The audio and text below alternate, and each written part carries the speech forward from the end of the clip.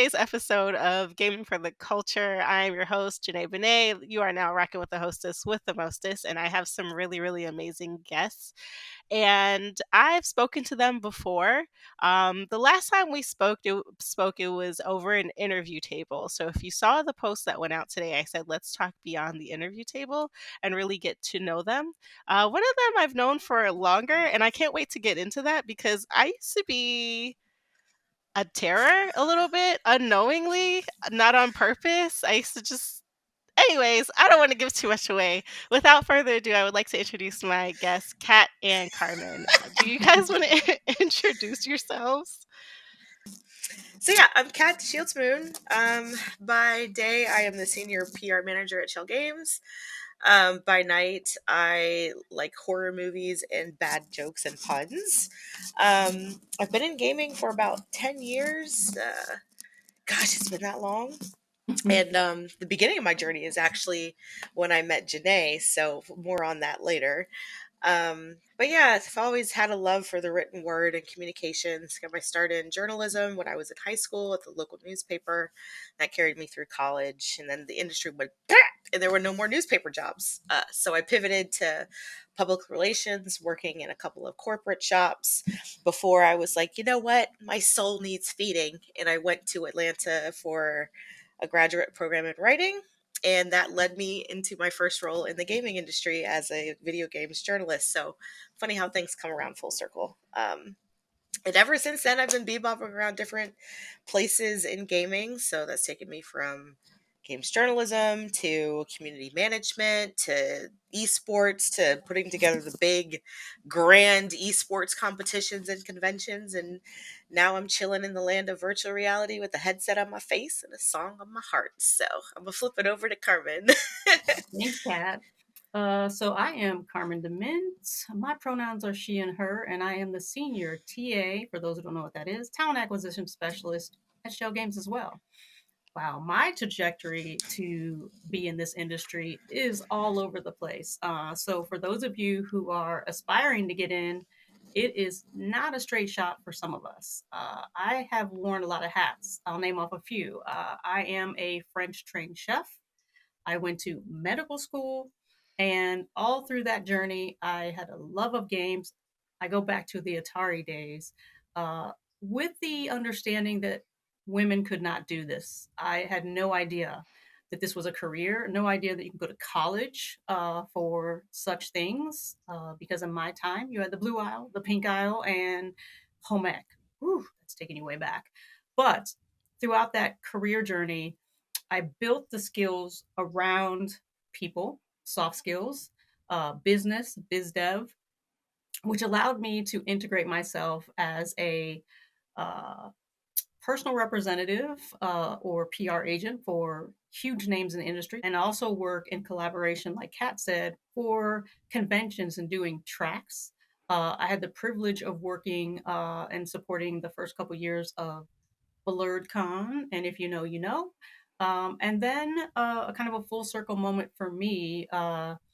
Kat dared me to put an application in at Schell Games, and look at me now.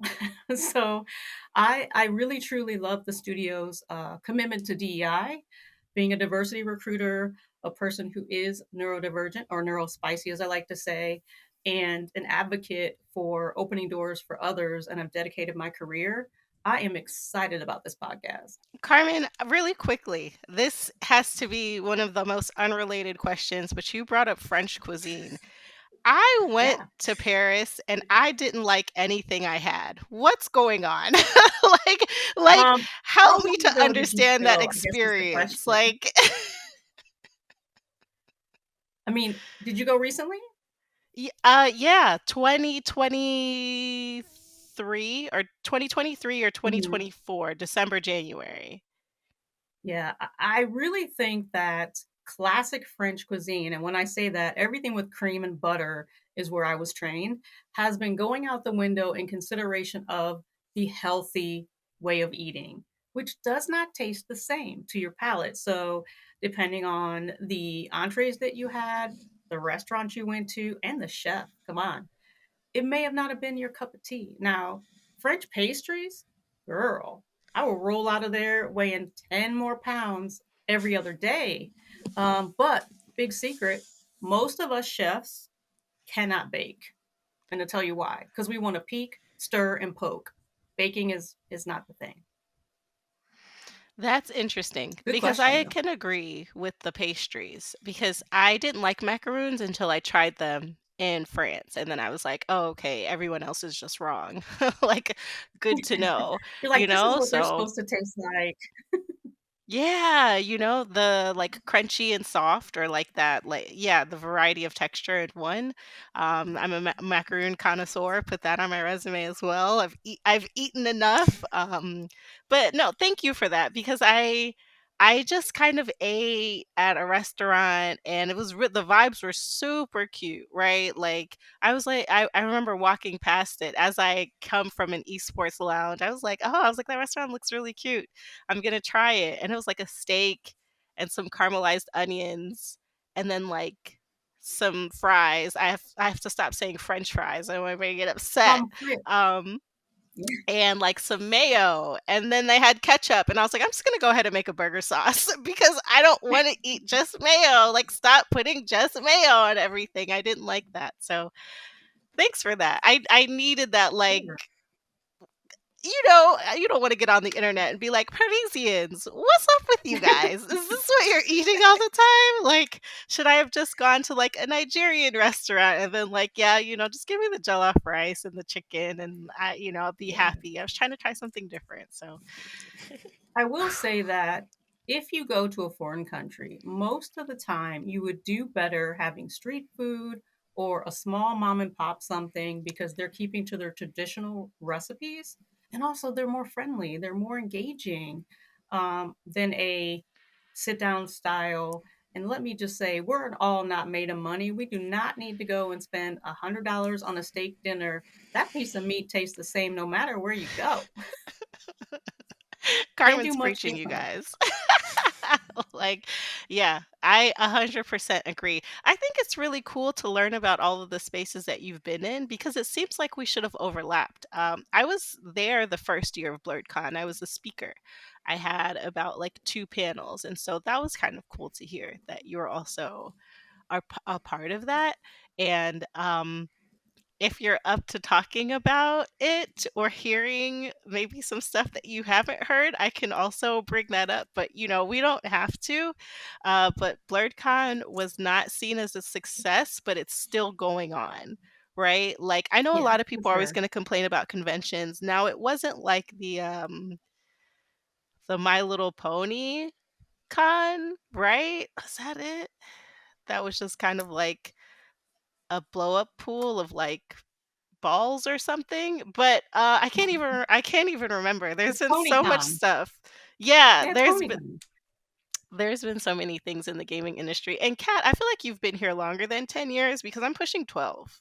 So if I'm pushing 12, I think you are at least at 12 or like 13. Like I'm bad at math. That's why I went to okay. school for communications. So I say that all the time. I say that all the time. I'm like, who has to do math? I know language, but not grammar. I can't help you with grammar. Listen, Grammar is a bit rough for I've me. been in the I'm industry 20 still years learning. plus and I stopped counting at 20.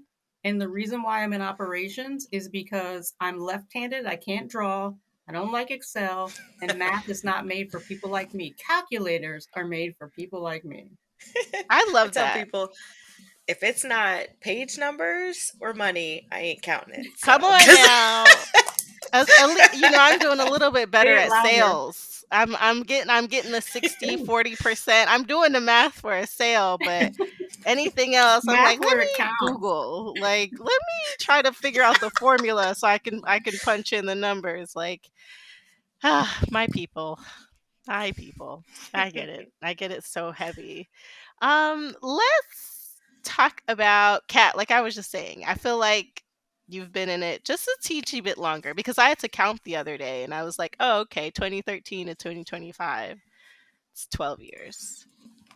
That's 12 yeah, years. then that is accurate then because like I started as a games journalist and then boom, there was today. So So that tracks. Okay. Yeah. That was the year I had graduated. I had graduated college, and I kid you not, I graduated college. I had a broadcast journalism, like a communications degree, and I applied for 100 jobs like a day.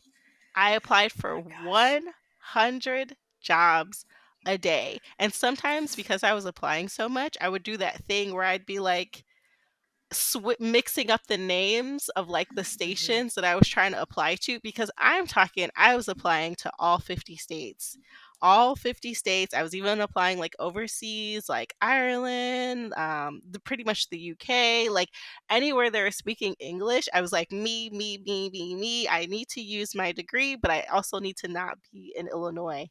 And my last couple of years were surrounded by me just like playing video games. And so I started making up the term video game journalist, thinking that I was just like, oh, I'm just going to make it up. And it turns out it's a real thing. So I graduated like May. And then I think 2014 is when I found like Game Skinny. And Game Skinny is, I think they still exist. Am I They let's do. let's They were acquired by another okay. company, but they still Okay. They exist. still exist. Love that. Yeah. Okay. So I remember writing and being at a pivotal moment in my life where I had lived on my own for the first time. I'm just now experiencing the world and learning that it is completely unfair.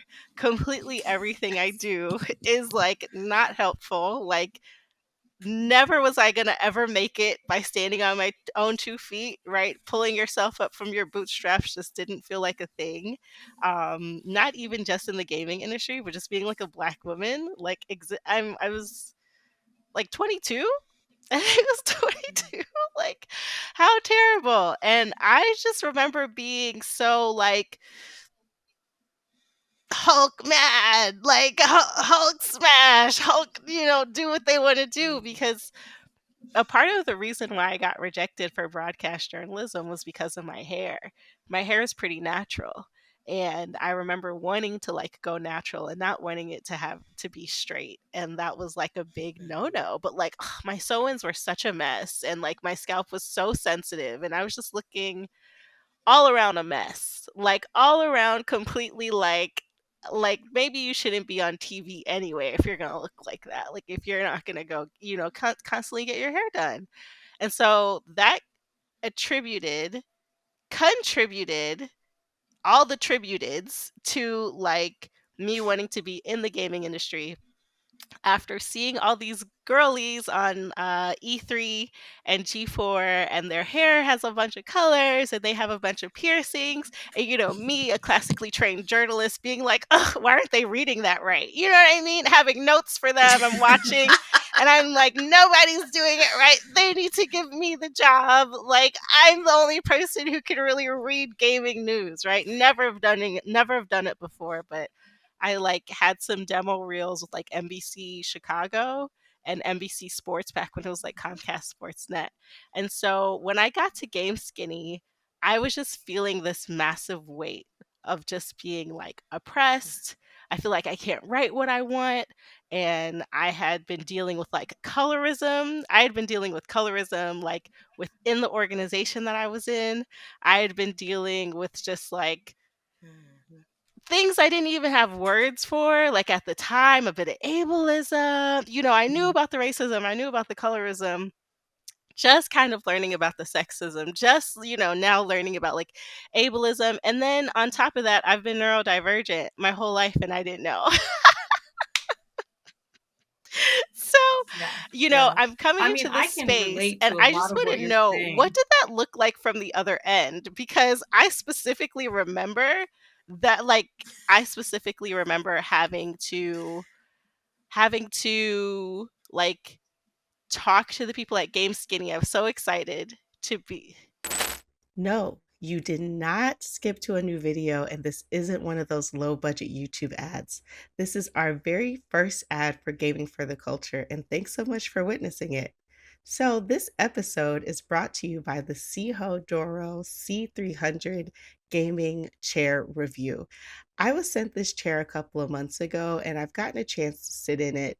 And one thing about me and reviews is that I like to take my time. So I've been sitting in this chair for about 6 months and I have a whole video of where I put it together, tell you exactly what I think about it. So after you're done with this episode, the link will be in the description. Go ahead over to my channel and check it out. All right, let's get back to the episode.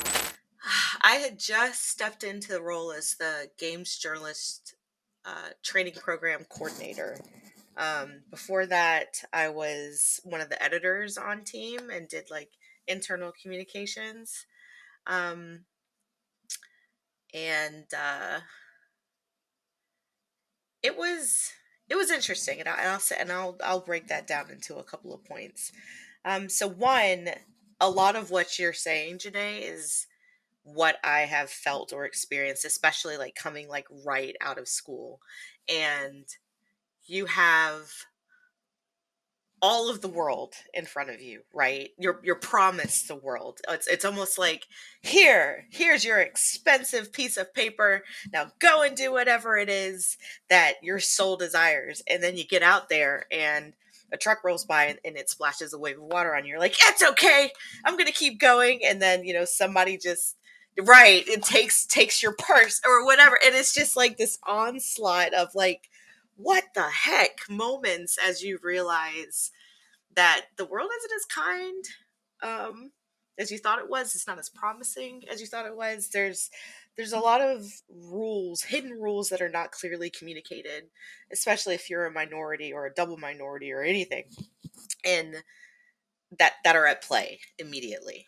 And even though I feel like my parents did a great job of saying like it's not the same for you, you really don't understand the depth of what that means until like you're trying to stand on your own 2 feet for the first time as a professional in any industry. So when you rolled in through the doors at Game Skinny in a wave of applications for new journalists that are like, hey, I want to hone or up or learn how to break in as a games journalist in the industry, and worked with us to create content for the website. I distinctly remember like, she has a lot to say. And that's not a bad thing. That was a good thing. It's just I saw pitches from you that I have never seen from anybody else, which I loved, because I was like, that's what I low key would want to write about. So there was just a general overall passion and excitement that was there. And I had no idea that you were at such a low point, honestly, because it wasn't visible in the way that you presented yourself. You were bright, you were upbeat, you were energetic, you were enthusiastic. You kept going. And I think the most interesting thing is, and this is not a slight on you at all, I'm just keeping it 100, being transparent, is we had people of varying kind of writing skill levels, throughout the program. So we had some people that were super polished and professional, barely needed anything. There were some people who needed some kind of structural changes just to make sure that everything was Mhm. cohesive or there was flow to the story. There were people who didn't know how to write at all. And it was just like, I'm going to spend an hour and a half on this next piece. I know it. And the one after that. But with you, it was like this fire hose of like ideas and like, oh, but what about this? And it was like, you have about 20 different things that could be standalone articles in this one article. And we can't do that. But let's focus on this piece and kind of draw it out. And, working with you, it took a lot of work, not from a standpoint of this is somebody that doesn't know what they're doing. It's from the standpoint of somebody who has so much to offer and nowhere to put it. And I distinctly remember multiple times, during our editorial meeting, like, well, she's taking up so much of your time having to go through these articles and parse them out and polish them up and make sense. But it was always, I saw me and you. And it's like, we're going to keep working with her because her ideas are there. Her presence is there. She deserves a platform. And this is a training program. So if she can't get support at this level, then what is the point of the program? Because then we would just be hiring professionals, wouldn't we?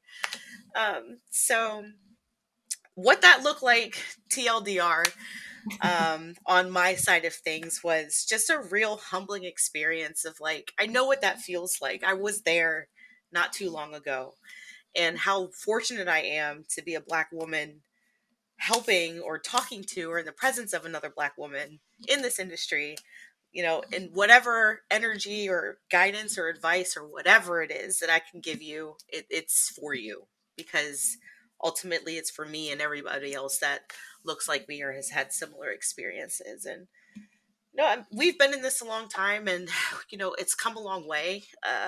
There's more opportunity, for people to really speak their piece. There's more platforms and avenues that aren't gate kept, which I love, in terms of articulating unique perspectives or lived experiences, or just, have you thought about this? This is counter to the mainstream narrative, but it's actually a true story. So can I talk about it for a second? There's still so much work to be done, which is why I'm incredibly grateful for people like Carmen, who dedicate themselves to making the industry more diverse. Like, she's out there like, hey, you come here, I got something to talk to you about. So and there's a level of empowerment and education that undergirds everything that we do, right? So even though I'm in public relations, my job is to talk about what the company's doing, share news, beats, maintain public image, and yada, yada, yada. There's always a level of, you can do this too, just from me being in a seat like this. And it's a lot of responsibility, but I wouldn't trade it for the world. Just because, I don't know, it feels like, even if, no matter who I'm helping younger me in some way. And I think Carmen and I, before we went online, we were talking about imposter syndrome and how we really don't like talking about ourselves. And it is imposter syndrome, right? Because it's kind of beaten out of you that you have anything meaningful to say, like, in a lot of different ways for most of your life, like, it's like, let's refine the quirks. Let's get rid of the cringe humor. Oh, you like dad jokes? You're a horrible person. I'm just going to roll my eyes at everything you say. So oh, you like horror, everything.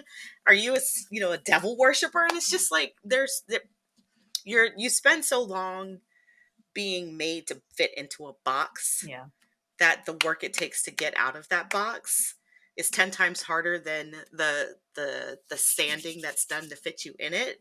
And it's like you're picking up little granular pieces of yourself, like, the entire way, trying to get back to who you are. And I'm rambling now, so I'm going to stop rambling. And Carmen, you go, girl, go.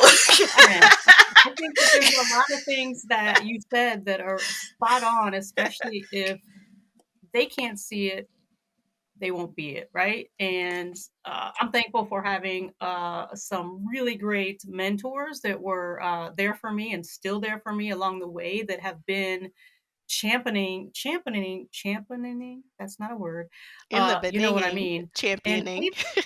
Yeah, thank you. And paved the way for me in a way to show me how to have empathy, uh, navigating spaces and places where I don't fit in. And you've talked about that, Junae. You've hinted on all the isms. One big ism for me is colorism, as you said. I am what they call high yellow. I didn't get as much melanin as some other people, and I can be incognito in other spaces, but I've received colorism on the other end where I'm not accepted. But it does give me a unique perspective of being able to, and we know we don't like this, educate others because they don't know who they're talking to or know my background. Now, I'm not going to be ignorant with someone. I'm just going to inform them that I'm offended and try to hopefully explain that to them. Now, if they don't get it, there's things that happen. We won't talk about that here. But I like the fact that I'm able to toe the line with being able to share my experiences, And then also being able to be thankful for having some of that privilege. And what that privilege has allowed me to do is a lot of what you see now. Being able to meet people like yourself. And I know we've had an interview situation where hopefully that you felt it was fair and equitable and you felt supported. And I don't gatekeep. And like I've said many times before, I say what I mean and I said what I said. And for me, I am a straight shooter. I'm a type 1A personality. And sometimes my alter ego comes out. And as you know, being in a professional setting, all we got to do is tilt our head a certain way. And then it's a problem. But I've learned to hone that responsibility of representation within a professional setting, which has gotten me, thus far in my career and owning my own business and being able to not only advocate, uh, but check some people. We'll just leave it at that. And then leave them in the back, right? They don't have to be in my circle. If they are not with this program, they could keep on going, keep on rocking, not rocking with you. Which brings me to Kat. Kat and I have been, wow, it's crazy because we've been orbiting the same groups. We've been in the same conversations. We've heard each other's voices for so long. And then here we are working together in a capacity that allows us to combine our powers for good, not evil, and be able to navigate in a studio setting that is committed to the things that we're talking about. But also, I have the privilege of representing this studio in a way that shows and puts the rubber to the road. And awesomely enough, the PR person I work with that supports me in that engagement is also one of my friends, right? We are able to combine our powers and make sure that the messaging is appropriate and also have the privilege to, give a little pushback and be like, hey, wait, the wording of this could be contextualized as something different, and being able to give that perspective is important, especially as we are paving the way, right? Give everybody their flowers here for other people coming behind us. And I take that so 100%, like Kat said, with the responsibility that comes with it. I'm not perfect now, don't get me wrong. And if I say something to someone and it is not striking a chord the right way, I fully expect somebody to check me. Like, don't put me on blast on the internet now, but let me know, right? I'm gonna cancel you, Carmen. You're Oh canceled. I'm just no. I kidding. mean, I was around when Gamergate happened. And believe me, Yes. I had so many pizzas delivered to Yes. my house and kiosk and my daughter was like, Mom, what is going on? I had a Twitch channel where I ran live broadcasts every Friday night for a couple hours. And let me tell you, unbeknownst to me, because I'm doing the live podcast, and Junae, props to you because I did sound, I did audio, I did video, I did the production. As we are talking on this podcast, they cut us out and ran live porn for like 4 minutes. Did I know? No. But Twitch was like, oh, no, no, no, no. Your channel is done. So, I mean, just Oh the my things that people goodness. do when they're keyboard assassins is interesting. But again, we've come a long way. There's a lot of women in this industry that we stand on their shoulders, and we have taken the baton to say, not on my watch. And it's so important today in this time to be a leader if you can. And if you can't, support those leaders that are willing to speak out on your behalf. Let them know, the people in your lives, give them their call them up, be like, thank you, go on the internet, tag them. If you feel so inclined that they are doing the things that are in line with your perspective and you appreciate them, give it to them. Don't wait for a holiday. Don't wait for their birthday because it's so important now more than ever. And I'll put I the mic love down. that. I love that. You guys are saying some really amazing things, and that's also why I do this podcast because I get to talk to whoever will let me talk to them. But the people that I choose for a reason. And meanwhile, I just started to get to know Carmen a bit more because you also help with the virtual job fair that we just put on through the Mhm. IGDA Foundation. and you guys have made like a personal impact on me, but I also see the signaling happening on, you know, your end, that I know that it's not just me that you guys have made an impact on. So a lot of the people that I talk to, they've made a personal impact on me, or I can just see the good that they're doing in the community. And like, the point of this podcast is to create that evergreen content, right? Like, say you guys go on to be president, I don't know, right? I would, you know, be so happy to be like, well, I have a podcast with them, and these are the people, you know, that are behind the screen, and this is that person. I'm imagining, you know, like Futurama with like the heads in the jars, but anything could happen, really and truly.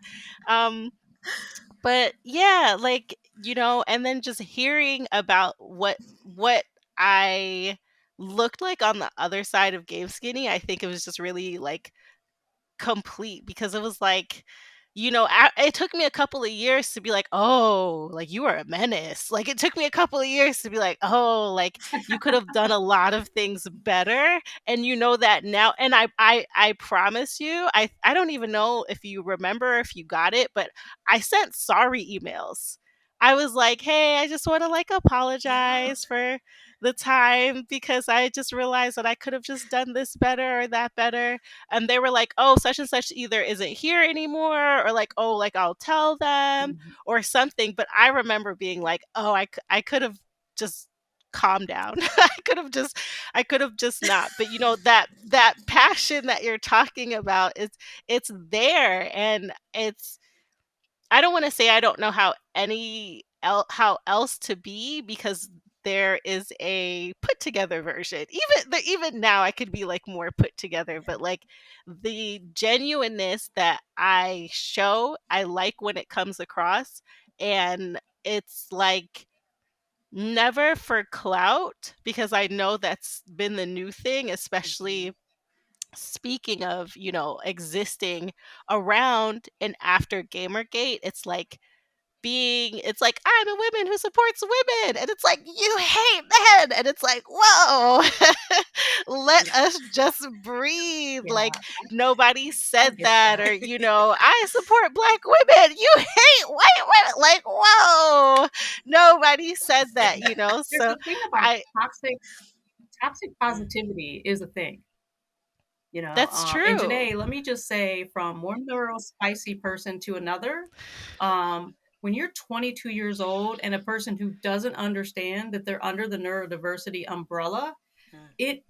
it speaks volumes to what Kat was saying and where your identification in yourself. First of all, you're in your 20s. We're supposed to have our head on a swivel and look at all the things, but Mhm. being able to know where to harness that superpower now is such a growth moment for you, because I am so neurospicy in all kinds of ways. And what I've learned to do is harness that mind that's all over the place. Now, it takes some time, but to try to compartmentalize all the things that are going on in your head. And when I say that, it is for me like having a bunch of windows open on your computer. At any given time, there's probably 10 to 15. So focusing on what's going on here, when you got all these ideas because somebody said peanut butter and jelly, and you're like, yeah, but you got to use wheat bread. And then when you cut the crust off and they're still talking, you have to learn to control that, but also do not belittle yourself and think you are not doing whatever it is you're supposed to be doing in your career. It just takes time to understand yourself and be patient.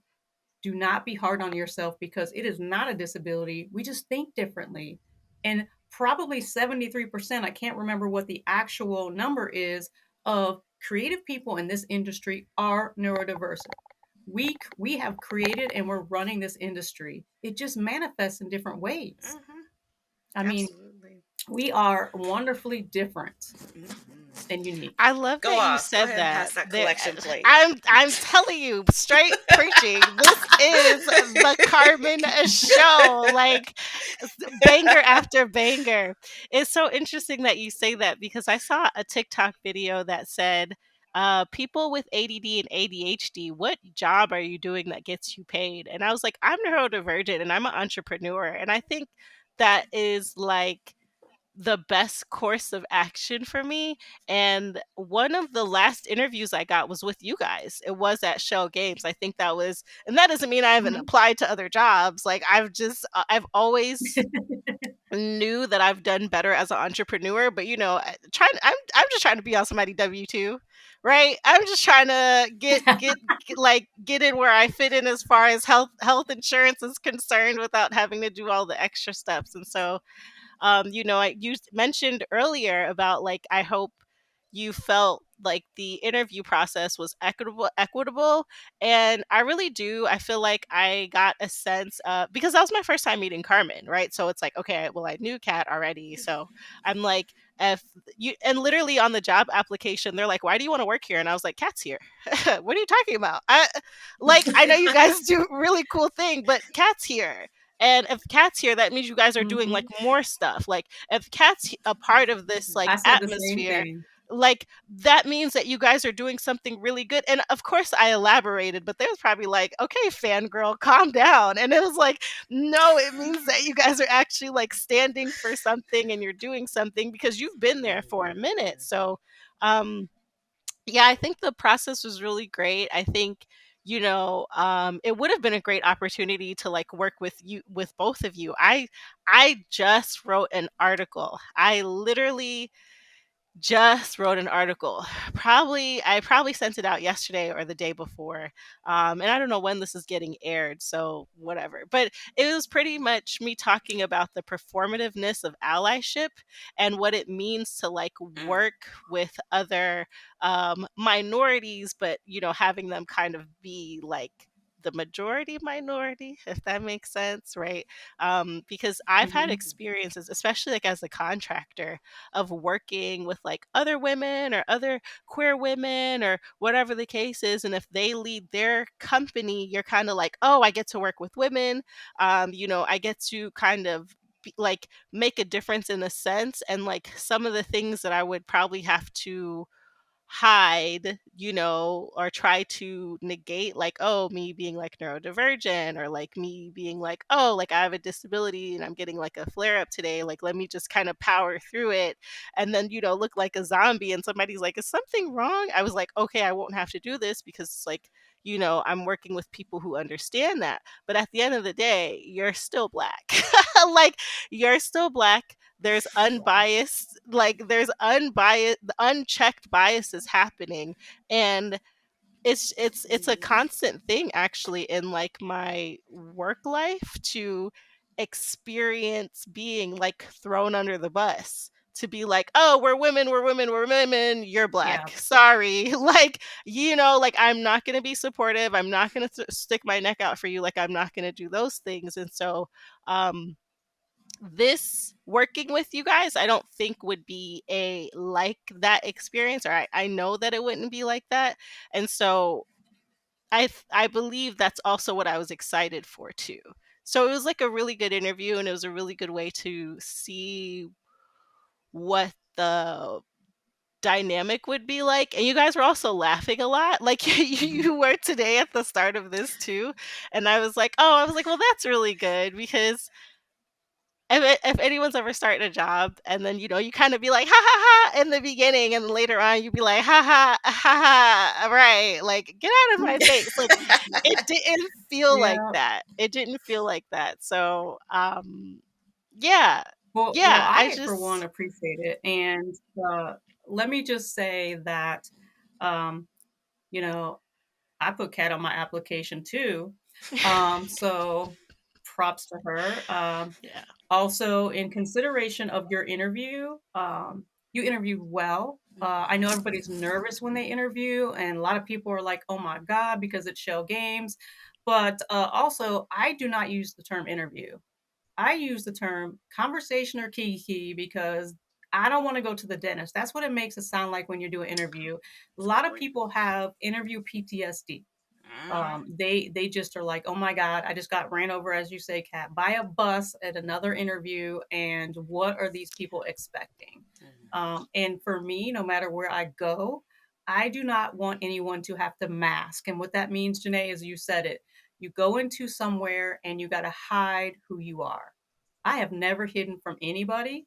And I do not believe in the aspect of changing your hair. We got the Crown Act.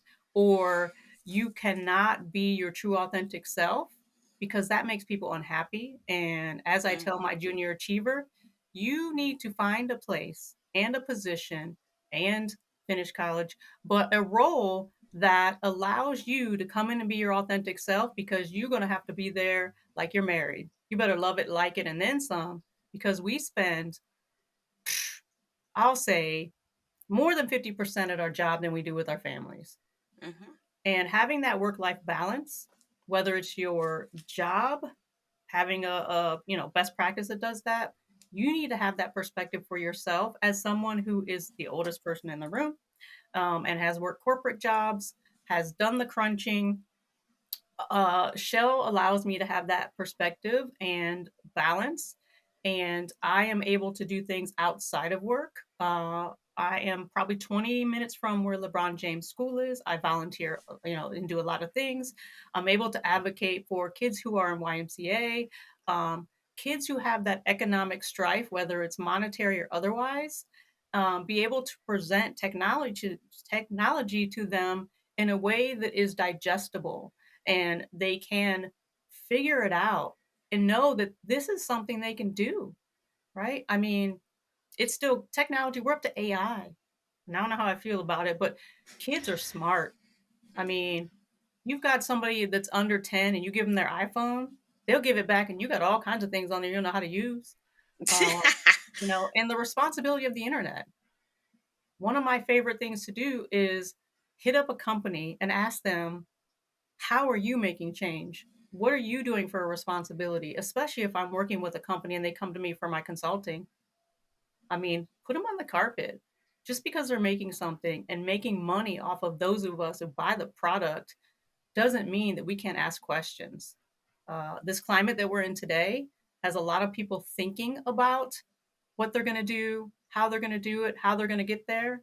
And I would say I do not envy the kids coming out of college, because this market right now is It's flooded and hard. it's so hard to stand out. And it's so hard to disseminate yourself and not mask when we're all supposed to, like Kat said, fit in that box. We are always and have been a square peg trying to fit in a round hole. And unfortunately, I don't see that changing anytime soon, but we got our people, we got our culture. Speaking of which, I love the name on the podcast. Yeah. I Thank you for just inviting us. Yes, thank you. Thank This is you. the realest conversation I've probably had in a minute. And I want to piggyback off what Carmen said about, and you too, Janae, about like authenticity and how important it is to find a place that acknowledges and accepts your authentic self. Because I think there's a lot there.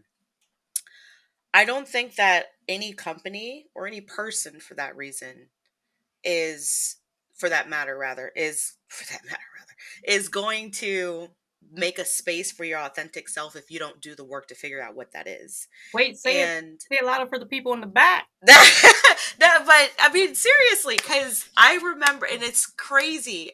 I'm not shy about age. I'm 36 years old, and I remember when I was in high school, I used to watch anime. I would stay up for Adult Swim. Trigun was my thing. Toonami after school was a bop. Got Cat all was these one of the mangas. OG blurs. Right, Man. seriously, like you talk about just like a whole bookshelf full of Pet Shop of Horrors, fake, like all kinds of different Sayuki, whatever. I used to draw. I used to write fan fiction. Like, nah, I didn't like that ending. That's how I got my start writing, was writing on fanfiction.net. And sometimes I go back and read it, I'm like, Ooh, dang, girl, you're taking me oh, that's way back. spicy. Yeah, I know, right? Yeah. So I had all of this, right? And then I went, and even I grew up in like a rural area. So, like, not a ton of Black people, mostly predominantly white country school, graduating class super small.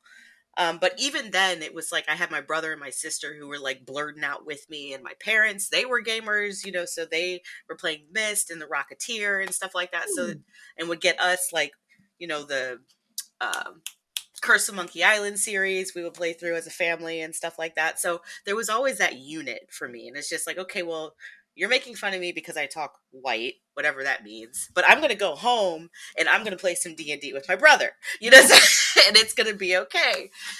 But then like going through college, and even I went to an HBCU, and that was a level of conforming.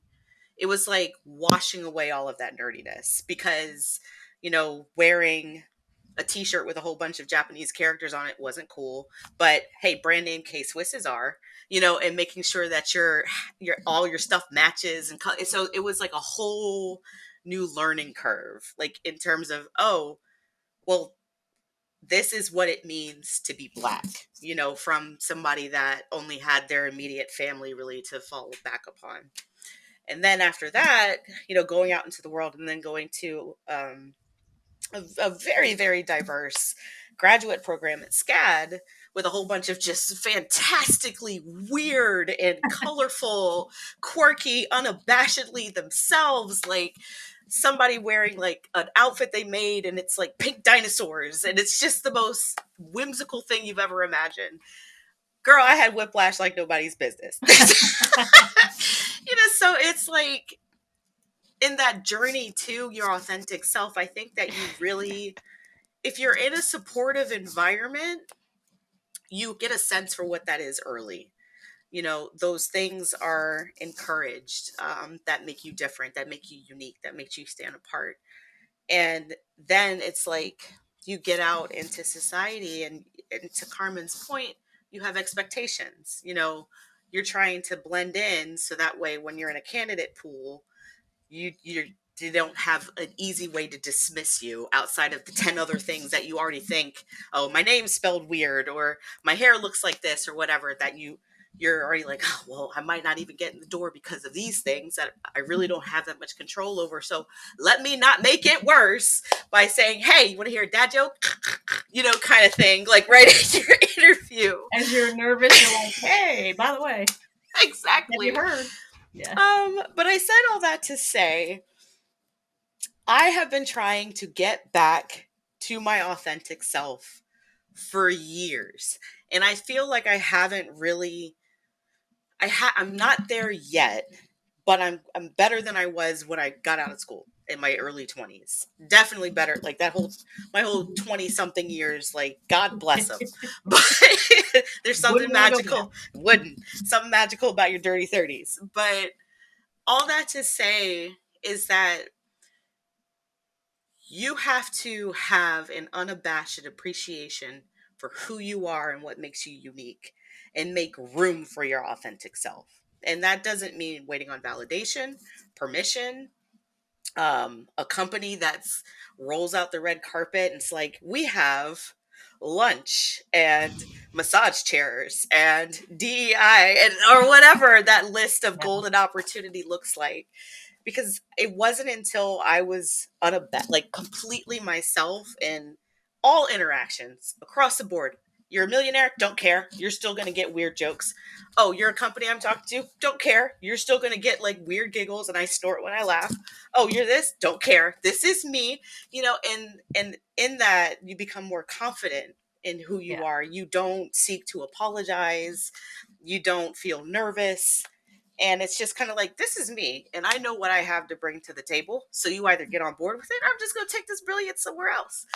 And I think that when you come from a place of power, and it's one that's hard to get to, it's hard earned, you go through a lot, you get broken down, beaten down, and you have to build yourself back up in spite of. But once you get there, and it's never you reach the top of the mountain, you're always, having to iterate. But once you start getting that, it's just you can't tolerate too much. Right. Exactly. Something falls away. You're able to suss out what's real versus what's not. You have a better litmus test for opportunities that will feed your soul versus starve it. And then if none of the opportunities that are in front of you make sense to who you are and where you want to be, there are more avenues than than there ever have been, for entrepreneurship and doing it your own way, and finding a tribe of people who see your brilliance, get what you're about, are also on that path with you, And there you go. You didn't need permission from anybody because you did it yourself. So, okay, I'm going to get off my soapbox. I'm going to drink some juice. I Let love me this so much. This is let me great. just pick up that mic really quickly. And Junae, I know it's your podcast, but we could do this all day. I had the flip side of what Kat is talking about for her childhood. I grew up in every public housing, and back when we had public housing, when dinosaurs roamed the earth and whatnot, you only got like a year or 2 years in a place, and then they would move you somewhere else, right? Having a single mother who was white, and then having the other half of my family who is Afro American and Jamaican, I would go to my aunt's house to get a relaxer or to get my hair braided, because that's what we did.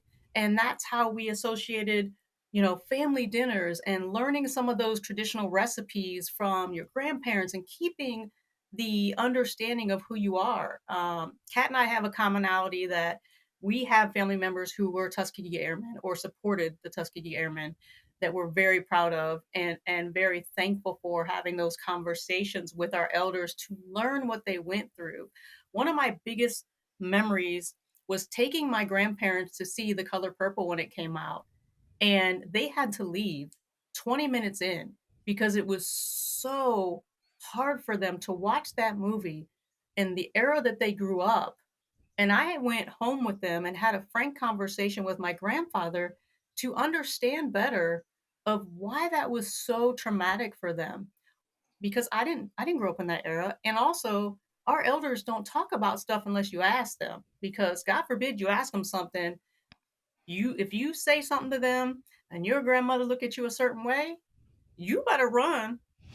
And let me tell you, my grandmother was spry. She'll come for you. Or get off the plastic couch. Don't be sitting over there. But all that to say, as TLDR, there is a huge, huge disparity for me in the aspect of growing up in an environment where all I knew and all I wanted to know was my Blackness. I wanted to know where I came from. I wanted to know the heritage of my family. I wanted to feel like this is who I am. And growing up and having the colorism just put this armor for me, and understanding myself at an early age, because kids are mean. But for me, this is who I am. Take it or leave it. And I've learned my authentic self is okay to be. Again, Junae, you have a lot of growing and things to do in your life, but what you're doing right now is so important, so impactful. And Kat and I have talked about paving the way. You're doing it. You're doing it. You're making impact, and you will continue to make an impact. I can't say enough that I'm proud of you for what you're doing. Thank you. I appreciate that. Whew, this has just been this has been amazing, and I'm absolutely loving the affirmations. And um Kat, you're only 2 years older than me, so I don't want to call you my senior in that way. I don't think you guys are old at all. You know what I mean? But just from like my Ooh, seniors. But yes, I am. oh, I don't You know okay. what? know. Yes, These I'm gonna yes, tell choices ma'am. you. would be a different I'm gonna tell you right story. now. I am 53 years old, but let me That's tell you, not a black lot. don't crack. I look good, Period. baby. I look good. Period. Period. My best I friend is didn't believe you the first time 43, you told me that. Always and people think people I'm a think liar. that she's my kid. So I get it. 43, 53, 63. I don't know. It don't make me no Age is but a difference, but number, girl. that part, Yeah, in and this I sense, want to right? give a Like shout out. Right. I want to give a couple shameless plugs before we have to go. One, I will be at GDC this year. So if you're yeah. listening or viewing this and you see me walking around, you can say hello. You can stop me. You can use my name. It's right there. I am all about networking, connecting, and being able to meet people where they are. Ask me a question. That's what I'm there for. And two, if you haven't read my blog over at, where is it, Kat? www.schellgames.com/blog. You need to check it out, because a lot of what we're talking about here is over in the blog, and you can suggest a topic and I will give you a shout out. Stay tuned. There's more to come in regards to prizes and other things, and I want to hear from you. Don't be shy. I don't I have any love shameless that. plugs. Just go and be great. I love that though. Shameless plug. Sign up for that newsletter, girl. Okay, she was Junae, like, you "Yeah, got a that's shameless plug? enough." Go ahead. But me, I'm trying to get to GDC. I'm trying to get to GDC still. Still trying to figure that out. I have a pass already because the IGDA Foundation gave me a pass, but as far as flight and hotel, I don't. And unfortunately, fortunately, I'm used to being flued out, so I'm like, money. I have to spend money. So, trying to get to GDC. I am working on my first game, which I'm getting more and more comfortable telling people that I'm doing. Also, I'm into PR stuff now. That's like my job. So if you have a game coming out that you need some help boosting, I'm more than happy to help. And digital marketing as well. So that's my plug. I'm B2B. I'm B2B. I want to help B2B, Woo-hoo! business to business, because B2C is exhausting. I don't want to be a social media manager. So if that's what you're looking for, don't call me. I'm not writing no tweets. I don't even write You don't tweets want for to be an myself. influencer? You know what I mean? No, not at all. But I think that that's it for me. Thank you guys. I it sounds like there's gonna have to be a part two, or if we'll all be at GDC, we could just block out some time to chat because I want to hear about, like your consultation, especially because I'm like, I got to embrace this entrepreneurship like fully, like not half it, like fully. And I want to do so much but not too much, right? So I do want to hear more about that. And I love volunteering, and I love that we all overlapped in every section. And so you guys are just amazing people to watch. Thanks so much for existing and existing in the spaces that you do. And thanks so much for talking to me. I appreciate it. It's great. Thank you for having us. And thank you Yeah. for taking both of our chaos energy because we're a Yes. lot on most days, but for some reason today we're just like, Just cut us loose. V- Cut us loose.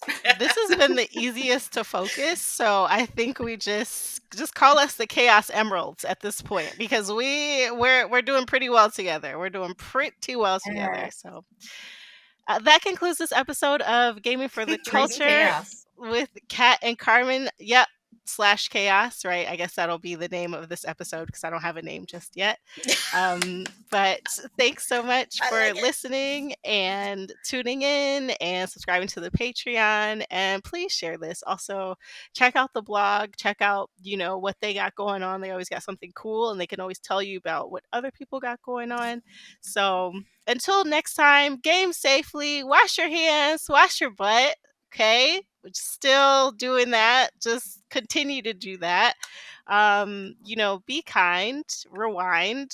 That's not relevant anymore, but the people who get it, get it. So, yeah, be safe. It's a great movie. Yeah. Yes. Thanks, Okay. y'all. Thanks, everybody.